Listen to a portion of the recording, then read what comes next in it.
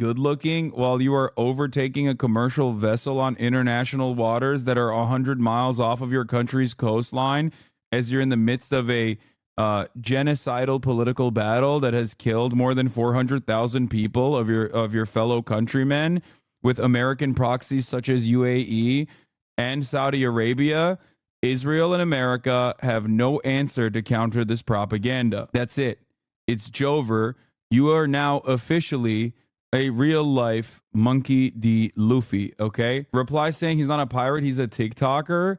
Yeah, except, dude, that's so incredible. Do you understand?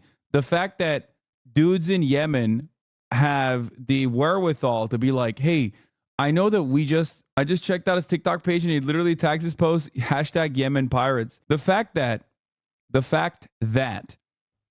okay, Ansar Allah has the wherewithal to be like, I know we are currently being bombed by the largest military force on the planet, okay? And also simultaneously, we just overcame a genocide. But you know what would really bang right now? If we got like a hot guy to do TikToks as we overtake commercial vessels on international waters is incredible. The alternative to this is, I'm a Zionist because I'm going to be fucking annoying ass ladies on TikTok and all over Twitter. Okay? If you have this on the one hand, this guy is going to win the war. Okay? This guy is literally winning the hearts and minds. Okay? Like, this is phenomenal PR that is undefeated. You know what I'm talking about? You've seen the TikToks I'm talking about. The I'm a Zionist TikToks. Can someone send me one, please? It's just, I know. It's not even a TikTok. It's on Twitter. He looks Mexican. He's confusing our Latinas. He makes one TikTok mogging and legitimately all of TikTok will be on his side. That's what I'm saying. Timothy Chalamet. No, the TikToks I'm talking about are not thirst traps. It's like this. It's this shit, okay? We're Zionists. Of course we recognize the Jewish people's right to self-determination in their ancestral homeland. We're Zionists. Of course we support the IDF's mission to dismantle Hamas and release the hostages. We're Zionists. Bro, you live in Kentucky. Why are you saying Hamas? Like, what? I don't understand that. Like, she said Hamas. I've never heard that before, okay? You hit the hardest kha I've ever heard in my entire life. Like, what is happening? Like, listen, dude, if you're in Terre Haute, Indiana, and you say Hamas, it's like, what happened? Like, that is a sound you have never produced in your life, okay? Where did this come from? Hamas! You're inside of a Target. What do you mean Hamas? Zionists. Of course we support the IDF's mission to dismantle Hamas and also people are going, oh, this is probably fake. No, it's not, man. Release the hostages. We're Zionists. We know Hatikva like the back of our hand. We're Zionists. We Israelify our wardrobe when Israel is attacked to show our support and pride. This is my favorite. Oh, not this one. The other one is my favorite one because she just walks back and forth. It's so funny. Zionists. Of course we proudly stand by our brothers and sisters in the Holy Land. We're Zionists. Of course we won't stop talking about our last trip to Israel. We're Zionists. Our favorite colors are blue and white.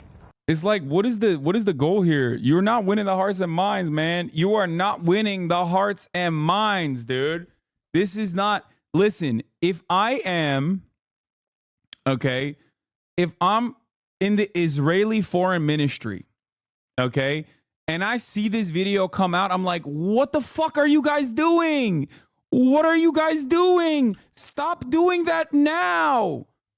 I'll be like, stop this, cut it out. What is happening on the PR front for Israel, bro? An entire country of fucking DJs and no marketing people? What the hell? If I see this and I'm on the Israeli foreign, propaganda operation, if I'm on the Hasbara operation and I see this TikTok, I'm like, stop. I'm literally sanctioning the family that allowed this to be put out. Okay? I'm secretly trying to mass report this so that nobody sees it. We're Zionists. We value life and mourn every innocent death. We're Zionists. We won't stop advocating for the world's only Jewish state. It's so funny that people in the chat literally are like, no, this is like sarcastic, right? Like they made this as a joke, like they're making fun of people. No, man. No, they're not making fun of people. No, they are not making fun of people. No, they're being themselves. This ain't satire, dog. This is real shit. For Zionists, one of our favorite sayings is 3 words: Am Yisrael Chai. It's like you've lost the propaganda battle, and then you got this one. This is the continuation. I'm a Zionist. Of course, I've lost over 300 followers since October 7th. I'm a Zionist. That's so crazy. It's like dudes are losing 300 of their family members, okay?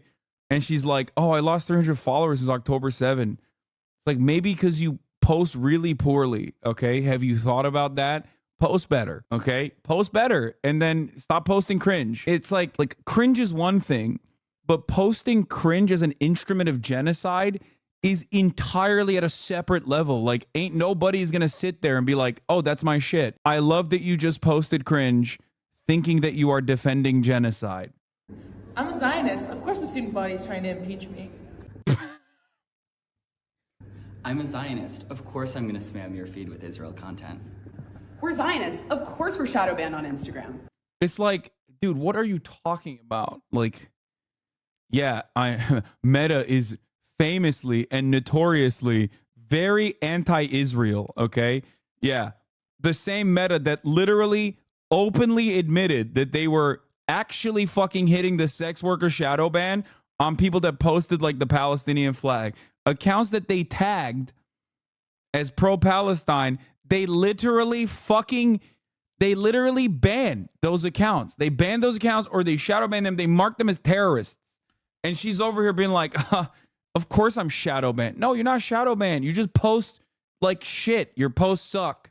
Okay? Nobody wants to fucking see that. Nobody wants to see that shit at all. That's the problem. You're not being shadow banned. Oh my God, all reactionaries are the same. I swear to God. I'm a Zionist. Of course we've been fighting people on social media, but yeah, Meta has never seen a Muslim genocide that it wasn't on board with. Oh my God. Anyway, the point was this. This is insane.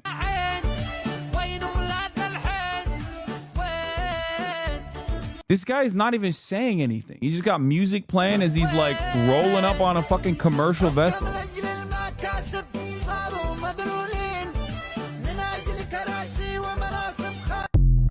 That's it.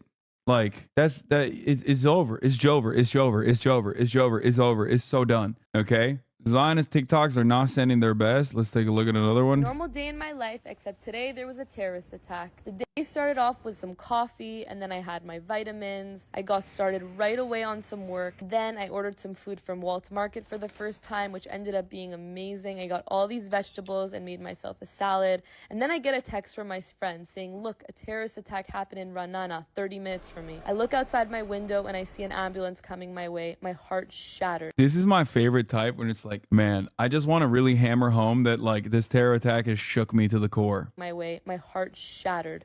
I mustered up enough energy to do some laundry, and then I went out and I took the garbage out because I was pushing. Yeah, and then when I took the garbage out, the bottom of the garbage had a little bit of a leakage, so then it kind of got everywhere, and then the apartment smelled bad, and then there was a trail of like liquid following me down to the trash chute. And honestly, that is significantly worse than everything that's going on in Gaza. I would not wish this upon my worst enemies. I would not wish this upon the Palestinian population that is currently undergoing a brutal and gruesome ethnic cleansing campaign. And honestly, who's to say whose situation is worse? I mean, I am. I'm saying right now that my situation is the worst, significantly worse than the Palestinians in Gaza that have no access to clean water, or, you know, are getting shot at while they're going out to get the limited amount of food that's being delivered into the strip. Honestly. Pushing it off. I bought some water. I came back home. I made myself a sandwich, and then 2 of my friends came over. And not a sandwich. It's a wrap. Not a sat, sandwich. we ate, we talked, and then I went to bed. Welcome to okay, well, it's just like, yeah, bro, why would you post this? Is right. Israeli day in the life vlog out there while there's a terrorist attack. Except she has clean water, went grocery shopping, had full meals, access to her medication, edited this TikTok in the comfort of her home, built on stolen Palestinian land. Gaza barely has aid, but how scary for her is exactly what is happening. She's just like, I hope she has some courage left. Me too, man. It's really hard. There was this is the other last genre of bad Israeli propaganda that I wanted to show you. This is the welcome to apartheid video, which is ironically identical. I think it was Muhammad who like posted a comparison video from South Africa. The welcome to apartheid video that she made is so bad. Let's take a look. In the heart of Tel Aviv, at the apartheid. Guys, there's a mosque. How could you say there is an apartheid? There's a literal mosque there. This is the apartheid. Look, guys, it's the apartheid. Yo, how about you go to Gaza and post that? She just keeps posting. She just keeps pointing to like churches and mosques to be like, the apartheid. Where is the apartheid? It's the apartheid. Oh, and then this is my favorite part where she just does creep shots like she's a Japanese pervert in a fucking subway station of like women in hijabs. Okay? Like she literally does this over and over. If you think this is the last time she's doing that, let me tell you something. It's not the first, and it certainly won't be the last time she actually fucking posts random creep shots of hijabi women walking around. Look how quiet she gets too. This is the apartheid. Yeah, disgusting, dude.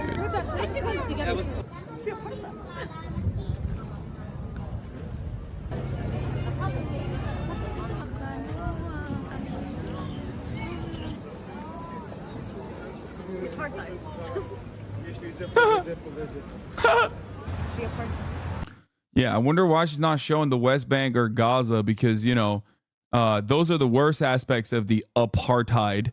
Here is BM. He says, yes, Abby, it is the apartheid. You just can't see it. Unlike the second part of this brilliant Hasbara skit, which was filmed on the campus of Tel Aviv University, built on the ruins of a Palestinian village, Sheikh Muwanis, uprooted in 1948. The first part takes us to Jaffa. Oh, and this is the second part.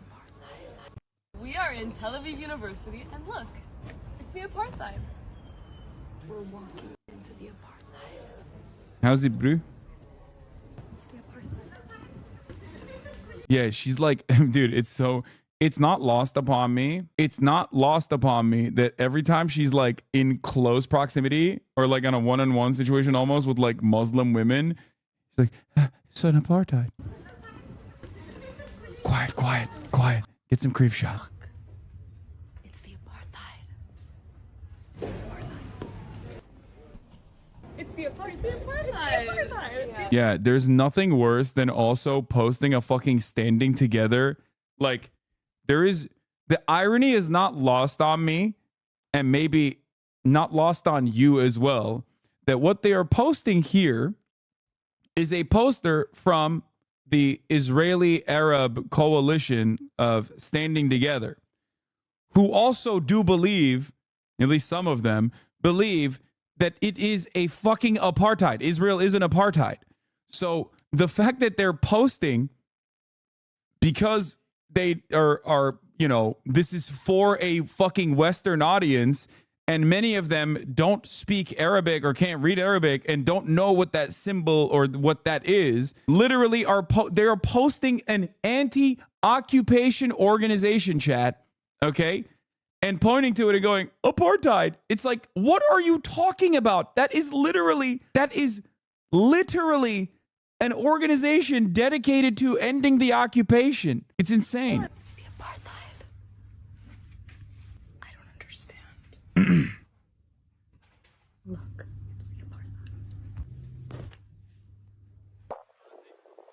Perfect example of apartheid. Freedom of speech in Israel. And look, we don't take it down. And if you don't understand, this means this is everyone's home, Jews and Arabs living together. Again, another standing together poster. This is a standing together poster. What I was talking about before.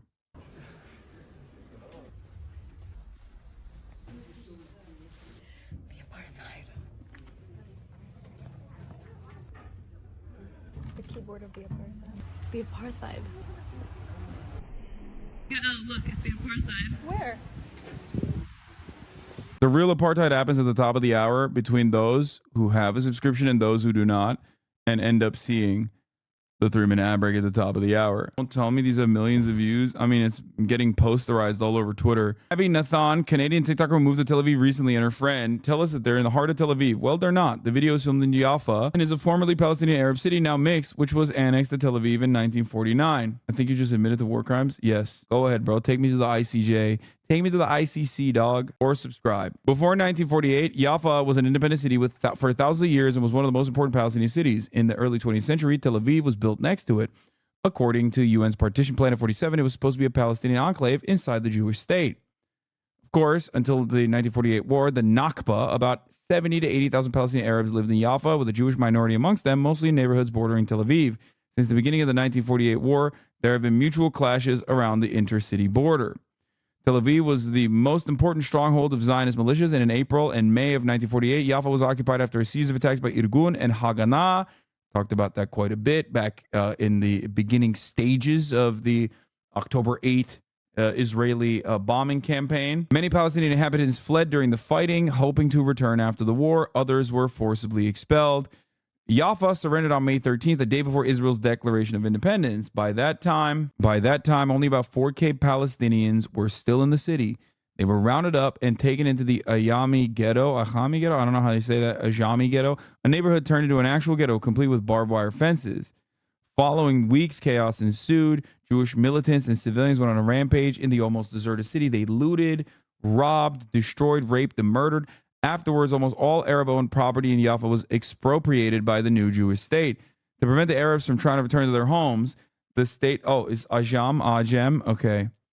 To prevent the Arabs from trying to return to their homes, the state quickly inhabited the empty houses with Jewish immigrants fresh off the boat to the old city of Jaffa, which was partially destroyed by the British during the 36-39 revolt and was almost completely demolished. Most of old Jaffa is now a hill, a mound made from the huge amount of wreckage left. A similar act was done where the seaside neighborhood of Manshia used to be.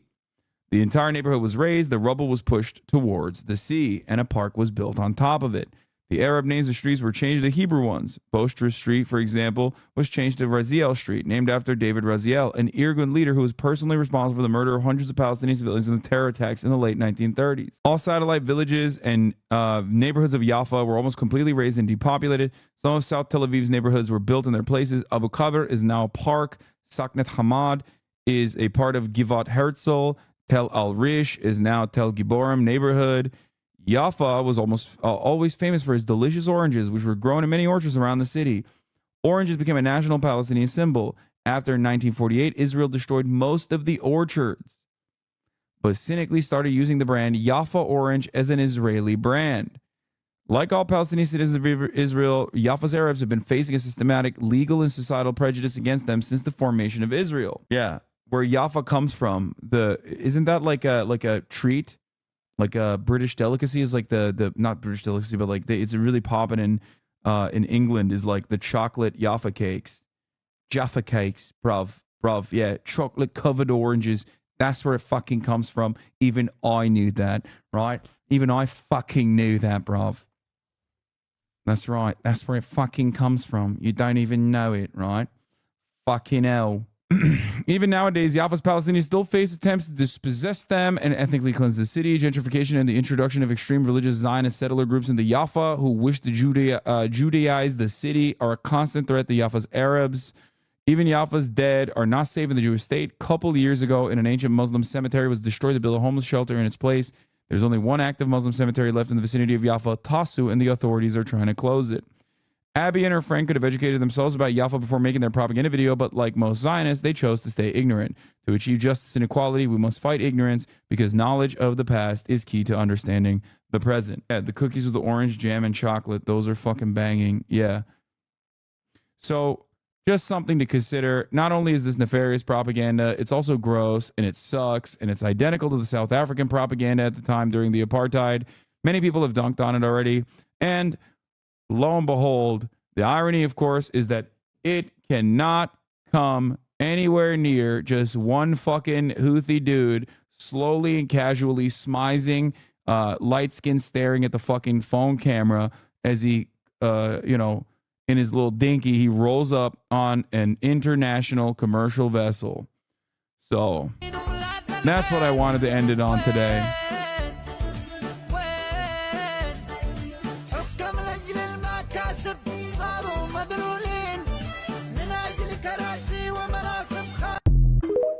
That's right. Yeah.